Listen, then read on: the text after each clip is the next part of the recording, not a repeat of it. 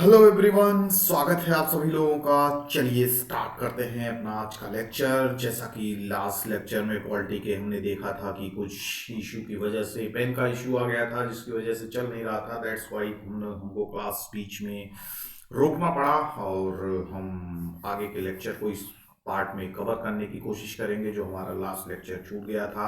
हम लोग चर्चा कर रहे थे संविधान की विशेषताएं, features of the Indian constitution, जिसमें हमने देखा था कि जो पहला हमने फीचर देखा वो क्या था आपका, कि हमारा जो कॉन्स्टिट्यूशन है वो क्या है, one of the lengthiest constitution in the world. जिसमें हमने देखा कि किस तरीके से हमारे ओरिजिनल कॉन्स्टिट्यूशन में 395 आर्टिकल्स, 22 भाग, 8 अनुसूचियां थी। फिर उसके बाद ये बढ़ते बढ़ते आज की स्थिति हो गई है more than 470 articles, 25 part, 12 schedules. ठीक है ना। और इसको सबसे बड़ा होने के रीजन क्या कारण थे? हिस्टोरिकल बैकग्राउंड थे आपके, हिस्टोरिकल रीजन थे, जोग्राफिकल रीजन। जिसमें हमने देख लिया हिस्टोरिकल रीजन में क्या था कि आपके जितने एक्ट्स, कानून वगैरह आए तब से लेके 1935 का जो एक्ट था उसमें कितनी सारी चीज़ों को हमने अपने संविधान में लिया। फिर उसके बाद हमारा क्या था, भौगोलिक रीजन भी हमने देखा कि जो हमारे यहाँ की क्या थी, मेन डाइवर्सिटी है, जो हमारे यहाँ की मेन विविधता है, वो भी एक सबसे बड़ा रीजन रहा अपने संविधान का इतना बड़ा होना। ठीक है ना। तो अब हम आगे देखने वाले हैं दूसरा जो सबसे बड़ा कारण है अपने संविधान को जो सबसे महान बनाता है, वो है आपका क्या, एक सिंगल कॉन्स्टिट्यूशन। ठीक है ना। सिंगल कॉन्स्टिट्यूशन भी हमारा एक बहुत ही बड़ा फीचर है, जिसको आप हिंदी में कहोगे एकल संविधान। ठीक। तो हमारा कॉन्स्टिट्यूशन जो है वो क्या है, एक सिंगल कॉन्स्टिट्यूशन है। सिंगल कॉन्स्टिट्यूशन मतलब पूरे देश के लिए एक ही संविधान, और जो उसके राज्य हैं, उसके जो छोटे राज्य से भी छोटा जो आपका डिस्ट्रिक्ट है, मतलब पूरे देश के लिए एक ही संविधान। ऐसा नहीं है कि स्टेट का अलग और इस आपका सेंटर का अलग, डिस्ट्रिक्ट का अलग कानून। सबके लिए बातें तो सबकी अलग अलग की गई, अलग अलग स्तर पे, लेकिन जो कॉन्स्टिट्यूशन है सबके लिए एक ही कॉन्स्टिट्यूशन बनाया गया है। उसमें सबके कार्य, उसमें सबकी सारी सबके डिपार्टमेंट्स, कार्य, सारे आपके फंक्शंस अलग अलग हैं, लेकिन कॉन्स्टिट्यूशन एक फंडामेंटल बुक जो है, फंडामेंटल लॉ जो है, वो सिर्फ और सिर्फ एक ही रखा गया है। ठीक है ना। तो ये सबसे बड़ा फीचर्स है, सबसे बड़ा विशेषता है अपने संविधान की। ठीक है ना। अब वही चीज देखो क्या रहता है, कई कई देशों में दो चीजें रहती है, दो कॉन्स्टिट्यूशंस रहते हैं, स्टेट का अलग, सेंटर का अलग। तो हमारे यहाँ क्या है, सिंगल कॉन्स्टिट्यूशन की व्यवस्था है। तीसरा जो इंपॉर्टेंट हमारे यहाँ की कॉन्स्टिट्यूशन की विशेषता है, अपना संविधान क्या है, रिटन कॉन्स्टिट्यूशन भी है। रिटन कॉन्स्टिट्यूशन है मतलब हमारा संविधान क्या है, एक लिखित संविधान है। ये भी बहुत बड़ी बात है। तो दो तरीके का संविधान होता है, एक तो लिखित और एक आप सुने होंगे अनरिटन कॉन्स्टिट्यूशन। तो आपसे कभी एग्जाम में पूछ ले निम्नलिखित में से किस देश का संविधान लिखित नहीं है, तो तीन चार आपके सामने जब ऑप्शन आ जाएंगे, आपके सामने इंडिया आ गया, यूएसए आ गया, यूके आ गया, ब्राजील आ गया, तो आप कौन से देश का लिखित संविधान नहीं है, ब्रिटेन का या यूके का संविधान, यूनाइटेड किंगडम का संविधान लिखित नहीं है। ठीक है ना। बाकी अपने यहाँ का संविधान क्या है, एक लिखित संविधान, वन ऑफ द लेंथीएस्ट, दुनिया का सबसे बड़ा और एक लिखित संविधान। ठीक है ना। तो ये तो सबसे अच्छी विशेषता हो गई। और क्या बढ़िया विशेषता अपने संविधान की, एक बड़ी बढ़िया विशेषता ये है भाई साहब कि हमारे यहाँ का कॉन्स्टिट्यूशन क्या है, एक क्या है, सिंगल कॉन्स्टिट्यूशन के साथ साथ सिंगल सिटीजनशिप की भी बात करता है। Single constitution, written constitution, single citizenship मतलब एकल नागरिकता। हमारे यहाँ क्या दिया गया है लोगों को, सिंगल सिटीजनशिप दी गई है। मतलब सिंगल सिटी, दो कई सारे सिटीजनशिप आप ध्यान रखते होंगे ना, सुने होंगे सिंगल सिटीजनशिप। कहीं कहीं क्या होता है, किसी किसी देश में डबल सिटीजनशिप। तो सिंगल सिटीजनशिप का मतलब ये होता है कि आप पूरे देश में कहीं पर भी किसी भी तरीके से आ जा सकते हैं, रह सकते हैं। पूरे देश में एक ही नागरिकता का प्रावधान है, ठीक है ना। एक ही नागरिकता का प्रावधान है, चाहे आप कश्मीर में बसिए, चाहे आप दिल्ली में रहिए, चाहे आप यूपी में रहिए, चाहे आप बंगलौर में रहिए, देश के किसी भी कोने में आप रहिए, आपको कहीं की नागरिकता अलग से नहीं लेनी है। आपको सिर्फ और सिर्फ सिंगल सिटीजनशिप, भारतीय नागरिकता मिली हुई है। और वहीं कहीं कहीं देश में डबल सिटीजनशिप रहता है। तो डबल सिटीजनशिप का मतलब होता है, दोहरी नागरिकता का मतलब होता है कि आप उस देश के भी नागरिक हों और जिस स्टेट में रह रहे हो उस स्टेट के भी नागरिक हो। मतलब आपको उस स्टेट का भी नागरिकता लेना है और उस देश की भी नागरिकता लेनी है। डबल सिटीजनशिप को फॉलो करने वाले जैसे कोई कंट्री आपका यूएसए, अमेरिका में दोहरी नागरिकता है। अमेरिका की नागरिकता लो भी, अगर आप किसी स्टेट के हैं, जैसे वाशिंगटन के हैं, वर्जीनिया के हैं, या आप किसी और अगर स्टेट के हैं, जैसे टोटल 50 स्टेट हैं, तो उनकी अलग से नागरिकता लीजिए। ये तो वहां प्रावधान है। तो सोचो, अगर आप वही हमारे यहाँ हो तो कितनी दिक्कत हो कि आपको यूपी में रहना है तो इंडिया की लो, यूपी की अलग से लो। फिर चार जुगाड़ लग गया, काम चेंज हो गया, आपका जॉब कहीं और दूसरे स्टेट में, दिल्ली में लग गया, एमपी में लग गया, तो आगे अलग से लो। पता चले इसी में आदमी भिड़ा रहे काम करने में। तो सिंगल सिटीजनशिप का प्रावधान है, कोई आपकी दोहरी तेहरी नागरिकता का प्रावधान नहीं है। कहीं कहीं तिहरी नागरिकता भी है भाई साहब। तो आप तो सोचेंगे सर तो बड़ा गड़बड़ हुआ। तिहरी नागरिकता मतलब ट्रिपल सिटीजनशिप। दोहरी का तो चलो ठीक था, यानी देश की नागरिकता लो, स्टेट की भी नागरिकता लो, डिस्ट्रिक्ट में जिस डिस्ट्रिक्ट में रह रहे हो भाई साहब वहां की भी नागरिकता लो। ट्रिपल सिटीजनशिप तो और नरक है। तो ट्रिपल सिटीजनशिप की भी नागरिकता लो। तो ये किस देश में बात है भैया, किस देश में ट्रिपल सिटीजनशिप का प्रावधान है? तो बहुत कम ही सुने होंगे, पढ़े होंगे। वो देश है आपका स्विट्जरलैंड। इसी से पूछना अपने जान पहचान वालों से। चलो दोहरी और एकहरी नागरिकता के बारे में तो सब सुने होंगे, सबको पता होगा। चलो बेटा बताना जरा, स्विट्जरलैंड या ट्रिपल नागरिकता किस देश में है? तो ध्यान रखिएगा, स्विट्जरलैंड में, ठीक है ना। तो अपने यहाँ क्या है? सिंगल सिटीजनशिप है। तो ये एक बढ़िया विशेषता हो गई। और क्या क्या विशेषताएं हो सकती हैं आपकी नजर में संविधान की? तो एक और जो बड़ी अच्छी विशेषता अपने यहाँ की, कि हमारे यहाँ जो एक सिस्टम रखा गया है गवर्नमेंट का, वो है parliamentary form of government. Parliamentary form of government यानी किस तरीके की सरकार है? संसदीय व्यवस्था यहाँ पे स्थापित किया गया है। पार्लियामेंट्री सिस्टम फॉर्म किया, पार्लियामेंट्री फॉर्म ऑफ गवर्नमेंट है, जिसमें आपके क्या है? पार्लियामेंट का गठन किया गया है, जहां पे आपके क्या है? आपका लोकसभा है, राज्यसभा है, और उसके साथ साथ प्रेसिडेंट, जो हमारी संसद होती है, वो तीन चीजों को मिलके बनती है, ठीक है ना। जहां पे आपका एक निम्न सदन, उच्च सदन और आपके राष्ट्रपति हैं। लोकसभा का चुनाव होता है, जो डायरेक्ट इलेक्शन चुन के लोग आएंगे। राज्यसभा के भी चुनाव होगा, तो ये लोग कानून बनाएंगे, फिर उसके बाद राष्ट्रपति पारित करेगा, फिर वो फाइनली कानून बनेगा। तो ये हमने फॉलो किया है पार्लियामेंट्री फॉर्म ऑफ गवर्नमेंट को, ठीक है ना। तो ये बहुत अच्छी विशेषता है। और क्या विशेषता है अपने संविधान की जो उसको एक बहुत अच्छा संविधान बनाती है? वो है आपकी क्या, कि हमारा संविधान, दो तरीके के संविधान आप सुने होंगे। एक होता है, एक रिजिड कॉन्स्टिट्यूशन होता है। रिजिड कॉन्स्टिट्यूशन के बारे में आप सुने होंगे, भैया उस देश का संविधान बहुत कठोर है। और कहीं कहीं सुने होंगे फ्लेक्सिबल कॉन्स्टिट्यूशन, भैया उस देश का संविधान बड़ा लचीला है, बड़ा शांत, बहुत क्या कहते हैं लचीला को, और बड़ा हल्का संविधान है, ठीक है ना। रिजिड कठोर और लचीला।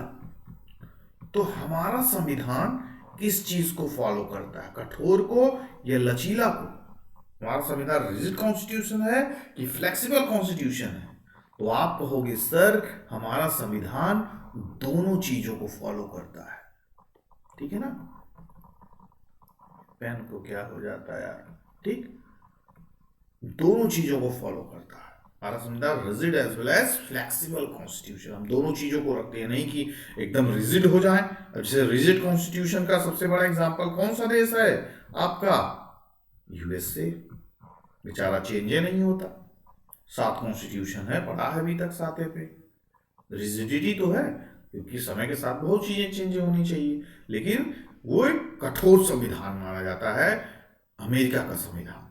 और वही आपका लचीले की कैटेगरी में कौन सा आता है, यूके का संविधान, ब्रिटेन का संविधान। अब कहोगे सर किस स्तर पर लचीला और रिजिड रखा गया है। तो रिजिड कॉन्स्टिट्यूशन वो कॉन्स्टिट्यूशन है जिसमें जो अमेंडमेंट प्रोसेस जो होता है, अगर कुछ हमें संशोधन करना है, अगर कुछ हमें क्या करना है, बदलाव करना है, तो वो बहुत ही ज्यादा मेहनत करके करना होगा, बहुत ही ज्यादा लोगों की अनुमति वोटिंग से, यानी जो आपके जिस भी मुद्दे पे करना है आपका संशोधन, तो जो आपके मेंबर्स होंगे मोर देन 2/3 के साथ साथ और भी कई सारी चीजों को फॉलो करना पड़ता है। तो वो किस कैटेगरी में आएगा, रिजिड कॉन्स्टिट्यूशन के। अगर वो लचीला है तो यहाँ पे जो अमेंडमेंट प्रोसेस होगा, यहाँ पे जो संशोधन का प्रोसेस होगा, वो मोर देन 50% के साथ ही उस चीज को संशोधित कर दिया जाएगा। तो वो किस में आएगा, फ्लेक्सिबिलिटी में आएगा, वो रिजिडिटी में नहीं आएगा। तो हम दोनों चीजों को फॉलो करते हैं, ठीक है ना, हम दोनों चीजों को फॉलो करते हैं। हम सोचते हैं कि भैया कोई मुद्दा जो होगा बहुत ही ज्यादा महत्वपूर्ण होगा, तो हम उसको इस वाले अस्त्र से फॉलो कर लेंगे, रिजिडिटी वाले, मतलब लगभग उस मुद्दे पे 2/3 लोगों का अगर बहुमत हो तब हम उसको पास करेंगे, और बाकी छोटे मोटी चीजें जो होंगी उसको हम सिंपल अमेंडमेंट के द्वारा फॉलो कर लेंगे, ठीक है ना। तो हम लोग क्या है, rigid constitution as well as flexible constitution. ये बात समझ में आई। चलिए आगे देखते हैं और क्या क्या विशेषताएं हो सकती हैं अपने संविधान की। तो एक और बड़ा अच्छा विशेषता है हमारे संविधान की, हमारा संविधान जो है वो किस चीज को फॉलो करता है, फेडरल फीचर्स को, फेडरल फीचर्स को, ठीक है ना। फेडरल फीचर्स मतलब संघीय व्यवस्था, संघीय व्यवस्था, संघीय व्यवस्था को फॉलो करता है, लेकिन उसके साथ साथ उसका जो झुकाव है वो किधर है, ज्यादा एकात्मकता की तरफ। झुकाव किधर है, एकात्मकता की तरफ। एकात्मकता मतलब यूनिटरी फीचर्स की तरफ, ठीक। फेडरल फीचर्स को फॉलो करते हुए यूनिटरी फीचर्स की तरफ भी उसका ज्यादा झुकाव है। अब यूनिटरी फीचर्स मतलब एकात्मकता, मतलब सेंटर वहां पे स्ट्रांग हो जाता है। तो सबसे पहले बात होती है कि ये भैया फेडरल फीचर्स क्या होता है, संघीय व्यवस्था क्या होती है। तो फेडरल फीचर्स उसको कहते हैं जहां पे 2 तरीके की सरकार हो और power divided between the centre and state, ठीक। Federal features are those features, वैसे फीचर्स, ऐसी विशेषता होती है, फेडरल गवर्नमेंट ऐसी गवर्नमेंट होती है जहां पे पावर डिवाइड हो, विभाजित हो, power divided between centre and state, यानी संघ और राज्य के बीच शक्तियों का क्या हो, विभाजन। ये तो हो गया फेडरल फीचर। तो क्या हमारे संविधान, हमारा संविधान, हमारा देश एक फेडरल फीचर्स की कैटेगरी फॉलो करता है। संविधान में कहीं पर भी वर्णित नहीं है कि हमारा देश या हमारा जो संविधान और फेडरल फीचर को फॉलो करता है। ये टर्म कहीं उसने लिखा नहीं, कहीं कभी एग्जाम में पूछ लेते हैं कि federal feature are inserted in the constitution, तो आप कहोगे नहीं, ठीक है ना, उसने डिफाइन किया है, उसमें लिखा है लेकिन हाँ, पावर डिवाइड है between the centre and state. और जो सेंटर है वो क्या है, स्ट्रांग है एक तरीके से स्टेट के ऊपर। ठीक है ना। तो फेडरल फीचर्स में क्या क्या आते हैं, जैसे जैसे आपको फेडरल फीचर्स में आ गया रिटन कॉन्स्टिट्यूशन है। ठीक, रिटन कॉन्स्टिट्यूशन एक लिखित संविधान, ये भी फेडरल फीचर का उदाहरण, सबसे बड़ा उदाहरण है। फिर उसके बाद क्या है, सिंगल कॉन्स्टिट्यूशन, एक ही संविधान सबके लिए, सेंटर के लिए भी और स्टेट के लिए भी वही संविधान है। और क्या विशेषताएं हैं, आपका सिंगल सिटीजनशिप, एकल नागरिकता, एक ही नागरिकता है पूरे देश में, ये भी फेडरल फीचर्स में आएगा आपका। उसके बाद आपका सर्वोच्च संविधान, यानी supremacy of the constitution, supremacy of the constitution, यानी हमारे यहां क्या सर्वोच्च है, संविधान सर्वोच्च है, इससे बड़ा कोई नहीं है, ना तो पार्लियामेंट ना ही आपकी जुडिशरी। किसी किसी देश में जुडिशरी सर्वोच्च होती है, जैसे अमेरिका में वहां पे आपकी क्या है, जुडिशरी यानी न्यायपालिका सर्वोच्च है। ब्रिटेन में जैसे आपकी पार्लियामेंट सर्वोच्च है, संप्रभु है। लेकिन हमारे यहां कौन सर्वोच्च है, आपका कॉन्स्टिट्यूशन सर्वोच्च है। ठीक है ना, कॉन्स्टिट्यूशन हमारा सर्वोच्च है। इंडिपेंडेंट जुडिशरी हमारी,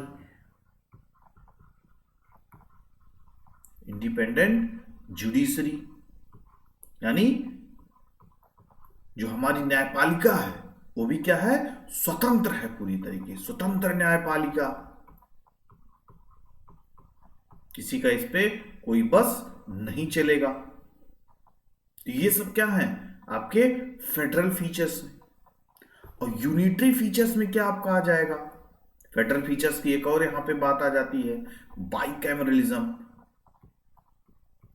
संसदीय, यानी दो दो संसद हैं यहाँ पे, लोकसभा राज्यसभा।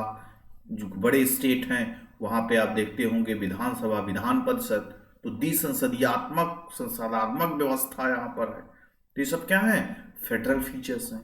यूनिटरी फीचर्स में आप क्या लेके आओगे, यूनिटरी फीचर्स में आपके क्या आ जाते हैं, जैसे कि आपका strong centre, all India services. All India services में क्या आ जाएगा आपका, आप देखते होंगे कि जितने भी स्टेट होते हैं, स्टेट में जो आपके IAS IPS all India services की नियुक्ति कौन करता है, सेंटर करता है। वहां पे स्टेट का कोई बस नहीं चलता। तो क्या है, आपका यूनिटरी फीचर्स है। फिर उसके साथ साथ आप देखते होंगे कि इमरजेंसी प्रोविजन, जो आपातकालीन व्यवस्था रखी गई है, आपातकालीन स्थिति, तो वहां पर भी किसका चलता है, वहां पर भी जब आपका इमरजेंसी लग जाती है, चाहे आपकी क्या कहते हैं, इमरजेंसी कितने प्रकार की होती है, 3 तरीके की। कौन कौन सी, आपकी राष्ट्रीय आपातकाल, नेशनल इमरजेंसी अगर लग गया तो इस समय क्या होता है, सारी शक्ति किसके अंदर चली जाती है, सेंटर के अंदर, स्टेट शून्य पड़ जाता है। फिर उसके बाद स्टेट इमरजेंसी, अगर स्टेट की मशीनरी फेल हो गई, कॉन्स्टिट्यूशनल मशीनरी, तो भैया आपका राष्ट्रपति शासन लग जाएगा, पूरी पावर सेंटर के हाथ में चली जाएगी। फिर उसके बाद फाइनेंशियल इमरजेंसी, वित्तीय आपातकाल, जब ये दोनों लग जाते हैं बेचारा तीसरा अपने आप लग जाता है। तो ये सब जब आपातकाल की स्थिति में सारी पावर किसके पास चली जाती है, सेंटर के पास, स्टेट शून्य पड़ जाता है। और क्या क्या यूनिटरी फीचर्स हो सकता है, appointment of the governor, appointment of the governor यानी राज्यपाल की नियुक्ति, ये भी कौन करता है, काम तो करता है राज्यपाल, कहां पे, अलग अलग स्टेट में, लेकिन स्टेट की इतनी पावर नहीं होती कि उसकी नियुक्ति कर दे। उसका नियुक्ति कौन करेगा? आपकी सेंट्रल गवर्नमेंट। तो भी यूनिटरी फीचर हो जाता है। इंटीग्रेटेड जुडिशरी, यानी एकीकृत न्यायपालिका। एकीकृत न्यायपालिका है मतलब सेंटर, स्टेट, डिस्ट्रिक्ट, न्यायपालिका तो सब अलग अलग है, लेकिन सब क्या है? एक दूसरे के इंटीग्रेटेड है। ये इसकी चीज देख सकता है, इसकी हिसाब देख सकता है, और ऊपर एपेक्स आपका जो सबसे बड़ा न्यायपालिका है वो तो है ही है। इंटीग्रेटेड के साथ साथ इंडिपेंडेंट भी है ये सब क्या हो जाता है? आपका यूनिटरी फीचर्स। ठीक है, फेडरल फीचर के साथ साथ यूनिटरी फीचर्स की तरफ झुकाव है इसका। तो ये बहुत बड़ा हमारा क्या हो गया? आपका किस बात की विशेषता हो गई?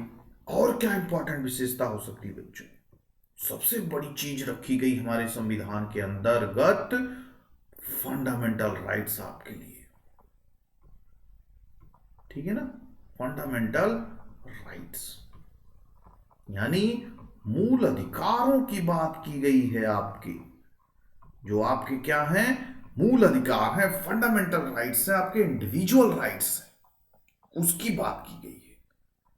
आपको जीने का अधिकार है, आपको राइट टू इक्वलिटी, समानता का अधिकार है, राइट टू फ्रीडम का अधिकार है, जीने का अधिकार है, सही सांस लेने का अधिकार है, खाने का अधिकार है, आपको अपनी हिसाब से अपनी क्या कहते हैं धार्मिक स्वतंत्रता का अधिकार है। मतलब एक इंडिविजुअल राइट्स में जो पूरी तरीके से अधिकार होते हैं आपके खुद के, उस सारे अधिकार आपको संविधान ने दिए।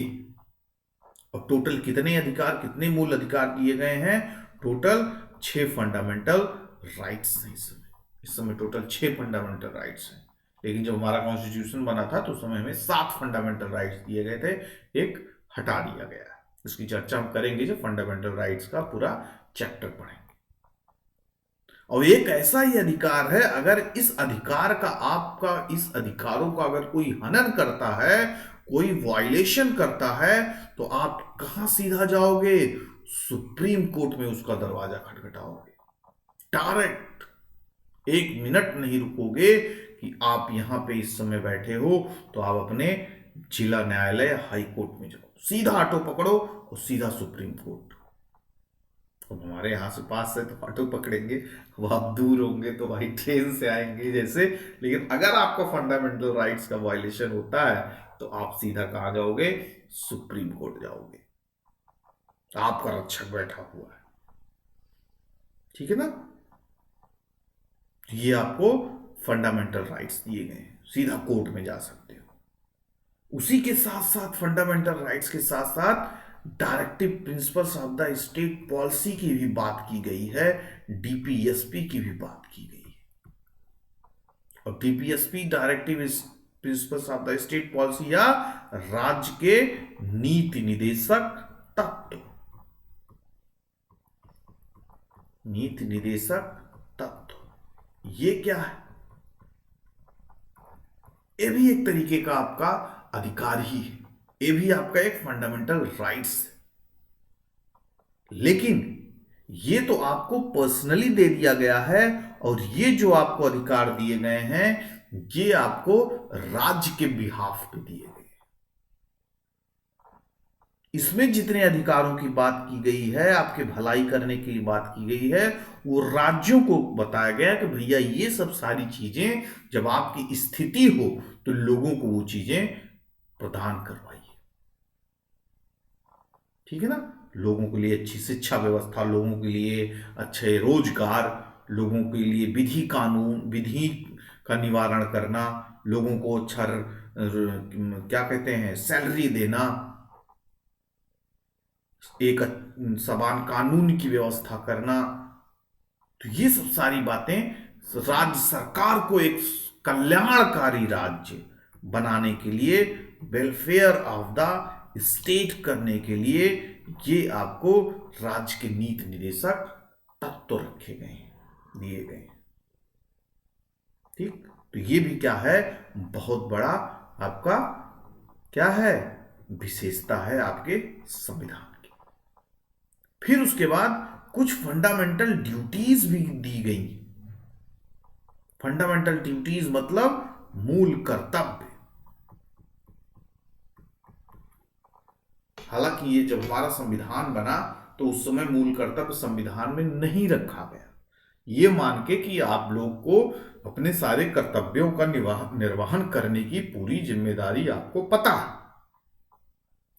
लेकिन वही है, आपको जब तक कोई चीज बताया ना जाए, जब तक कोई मार पीट के जब तक आपको कहा न जाए कि इस चीज को फॉलो करो, नहीं बहु मार खाओगे, तब तक आप फॉलो नहीं करोगे।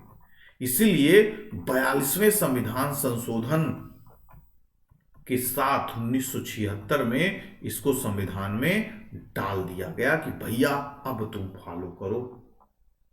तुमसे बहुत उम्मीद थी लेकिन तुमसे हो ना पाया, इसलिए अब ये कानून पूरी तरीके से लागू कर दिया गया है कि एक अब आदमियों का क्या होगा, नागरिकों का एक मूल कर्तव्य होगा देश के प्रति, सारे देश के स्मारकों के प्रति, देश के फॉरेस्ट हो गए, आपके मॉन्यूमेंट्स हो गए, आपका राष्ट्रीय झंडा हो गया, लोग हो गए, सबके प्रति आपका क्या है, कर्तव्य, ड्यूटी। इसमें आपसे आग्रह किया गया कि आप इस चीज को फॉलो करें।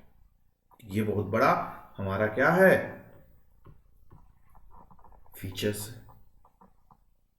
और क्या क्या फीचर्स है इंपॉर्टेंट, तो एक और सबसे बड़ा इंपॉर्टेंट फीचर्स है यूनिवर्सल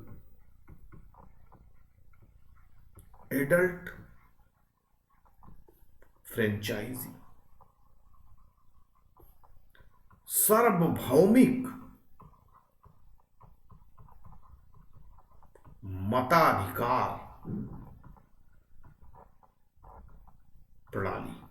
ठीक है ना, सार्वभौमिक मताधिकार प्रणाली की बात की गई है, जहां पर बहुत महान है, बहुत महान विशेषता है, जहां पे 18 वर्ष के अधिक आयु के लोग देश में मतदान, देश के मतदान में क्या कर सकते हैं, भाग ले सकते हैं, अपना कीमती वोट डाल सकते हैं। जैसे चुनाव होने वाला है, जो 18 वर्ष से उम्र पार कर गए हैं अपनी, वो देश के मतदान, मतलब जो आपके देश के, मतलब लोकसभा राज्यसभा का, अरे राज्यसभा में तो डायरेक्ट इलेक्शन नहीं होता, तो आप चाहे वो प्रधानमंत्री का इलेक्शन हो, चाहे मुख्यमंत्री का इलेक्शन हो, तो उसमें आप डायरेक्ट इलेक्शन करते हैं, तो आप पार्टिसिपेट कर सकते हैं। देश का प्रत्येक नागरिक जो 18 वर्ष की आयु पूरी कर चुका हो, वो देश के मतदान प्रणाली में भाग ले सकता है। ठीक, तो पहले ये आयु जो थी भाई साहब, 18 वर्ष ना होके पहले क्या थी, 21 वर्ष थी। फिर 21 वर्ष को घटा करके 18 वर्ष कर दी गई, वर्तमान में 18 वर्ष है। तो प्रश्न एक यहां पर यह भी बन जाता है कि किस वर्ष 21 वर्ष से हटा के 18 वर्ष मतदान की आयु कर दी गई, तो आप बताओगे सर 1989, 1989। ठीक है ना, तो 1989 में इसकी आयु सीमा घटा दी गई। फिर वहीं भाई साहब एक प्रश्न बना तुरंत कि चलो ये बताओ किस संविधान संशोधन के आधार पे इसको चेंज किया गया, तो आप कहोगे 61वां संविधान संशोधन था सर, 61वां कॉन्स्टिट्यूशनल अमेंडमेंट या 61st कॉन्स्टिट्यूशनल अमेंडमेंट संशोधन था, जिसके तहत इसको चेंज किया गया।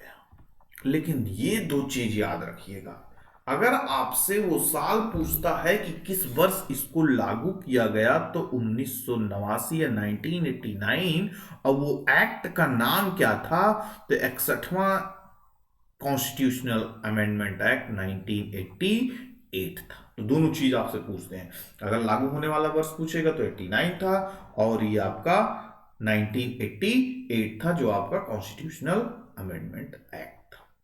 ठीक है ना, बात समझ में आया। 88 में एक्ट आया, 1989 में पास हुआ, तो अब लागू कर दिया गया। तो ये आपका सबसे इंपॉर्टेंट व्यवस्था थी। फिर उसके बाद एक इंपॉर्टेंट और लास्ट क्या है आपका, विशेषता आपके संविधान की, लास्ट नहीं, एक और याद आ गया है, सेकंड लास्ट। तो ये क्या है सेकंड लास्ट, आप समझिए कि यहां पे इंडिपेंडेंट बॉडीज की भी बात की गई है। इंडिपेंडेंट बॉडीज मतलब स्वतंत्र निकाय भी हमारे संविधान में रखे गए हैं।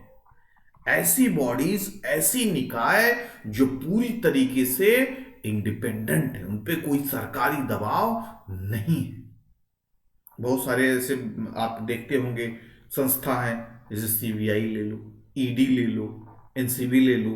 तो सरकार के विरुद्ध कोई कुछ बोला, कुछ करा, तो तुरंत देखो रेड पड़ जाती है। आप देखते होंगे सीबीआई के छापा पड़ जाएगा, ईडी की रेड पड़ गई। यूपी में भी आप देख ही रहे होंगे, जरा सा आप सरकार के हिसाब से काम नहीं किए, आपके छापा पड़ गया। क्या नाम था, कौन सा जैन था, पीयूष जैन क्या, तो ऐसे ये सब सारी चीजें सरकार के हिसाब से रहोगे ठीक है, नहीं तो आप देशद्रोही हो गए। तो ये सारी चीजें क्या होती हैं, जो सरकार की कुछ एजेंसियां, जो सरकार के, ये सब क्या सरकार के हाथ में है, ठीक है ना। सीबीआई को तो बोला जाता है सरकार का क्या है, तोता है, पपेट है। लेकिन कुछ इंडिपेंडेंट बॉडीज का गठन किया गया जिन पे सरकार का कोई बस नहीं चलता, कोई उन पे दबाव नहीं चलता। जैसे आप सुने होंगे सीएजी हो गया, controller and auditor general of Bharat के नियंत्रक हैं, महालेखा परीक्षा। फिर आपके इलेक्शन कमीशन हो गया, चुनाव आयोग हो गया, यूपीएससी हो गया।